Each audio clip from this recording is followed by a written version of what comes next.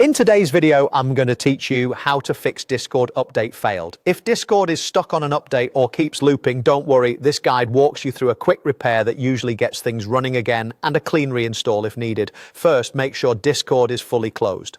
Open Task Manager to stop any Discord processes that might be stuck in the background. The easiest way is to press Ctrl, Shift and ESC together. Once Task Manager is open, look under Processes for anything named Discord. If you see multiple entries, that's normal. Select each one and choose End Task. This forces the app and its updater to completely shut down, which is important because an active background process can block a successful update. After ending all Discord items, try launching Discord again. If it updates and opens normally, you're done.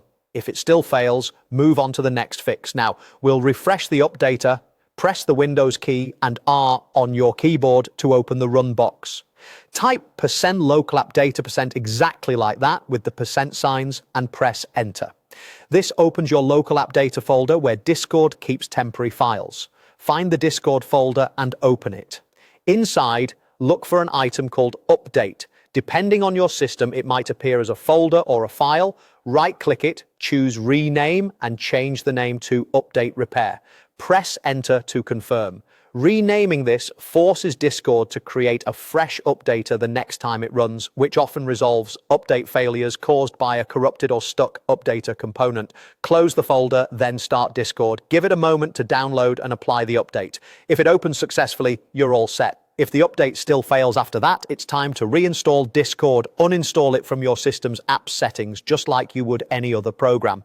Once it's removed, download the latest installer from the official Discord website, then run the installer and follow the prompts. Make sure your internet connection is stable while it installs, and allow the app to make changes if prompted. A fresh install replaces damaged files and includes the newest updater, which typically resolves persistent update issues. That's it. By fully closing Discord, refreshing the updater, and reinstalling only if needed, you can fix most update failures quickly and safely. Thanks for watching, and I hope this helps you get back online without any hassle.